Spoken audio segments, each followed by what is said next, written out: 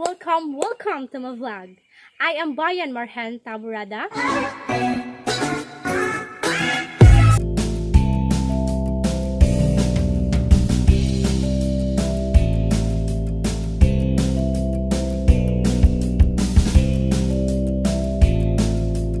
For today's vlog, I will be discussing an article about an urban green space affects citizens' happiness.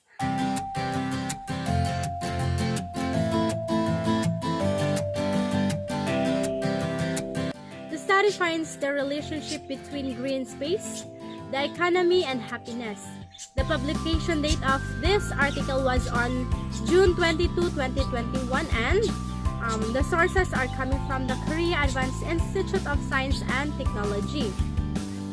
A recent study revealed that as a city becomes more economically developed, its citizens' happiness becomes more directly related to the area of urban green space. So a joint research project by Professor Mi Yang Cha of the School of Computing and her collaborators studied the relationship between green space and citizens' happiness by analyzing big data from satellite images of 60 different countries.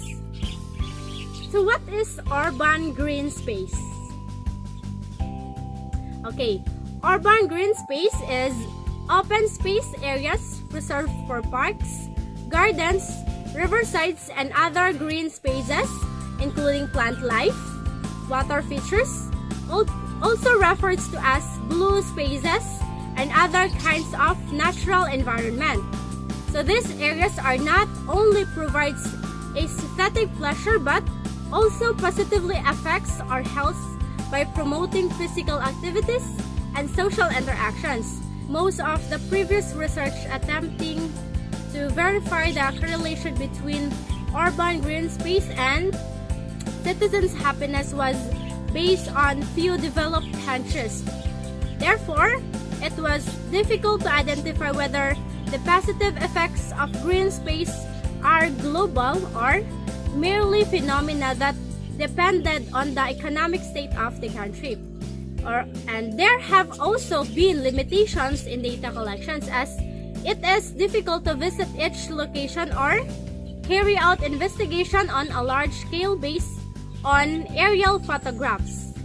It was stated in the article that the research team used data collected by Sentinel-2, or a high-resolution satellite operated by the European Space Agency, or the ESA, to investigate 90 green spaces from 60 different countries around the world.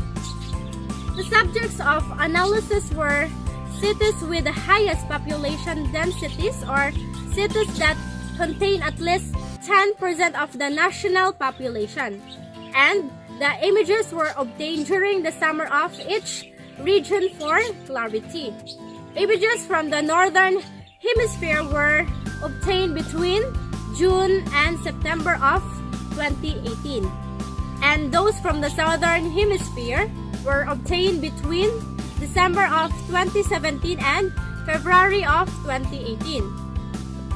The area of urban green space were then quantified and crossed with data from the World Happiness Report and GDP by country reported by the United Nations in 2018. Using this data, the relationships between green space, the economy, and citizens' happiness were analyzed. So the results show that in all cities, citizens' happiness was positively correlated with the area of urban green space, regardless of the country's economic state.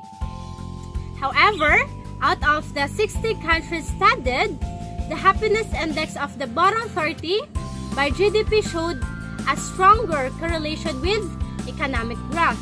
In countries whose gross national income, or GDP per capita, was higher than 38,000 USD, the area of green space acted as a more important factors affecting happiness than economic growth. Data from Seoul was analyzed to represent South Korea, and showed an increased happiness index with increased green areas compared to the past. The authors point out their work has several policy-level implications. First, public green space should be made accessible to urban dwellers to enhance social support.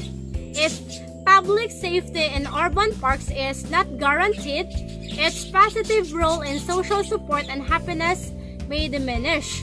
Also, the meaning of public safety may change. For example, ensuring biological safety will be priority in keeping urban parks accessible during the COVID-19 pandemic. Second, urban planning for public green space is needed for both developed and developing countries, as it is challenging or nearly impossible to secure land for green space after the area is developed. Urban planning for parks and green space should be considered in developing economies where new cities and suburban areas are rapidly expanding. Third, recent climate changes can present substantial difficulty in sustaining urban green space. Extreme events such as wildfires, droughts, and cold waves could endanger urban forests, while global warming could conversely accelerate tree growth in cities due to the urban heat island effect. Thus, more attention must be paid to predict climate changes and discovering their impact on the maintenance of urban green space. So there has recently been an increase in the number of studies using big data from satellite images to solve social conundrums, said Professor Chuck.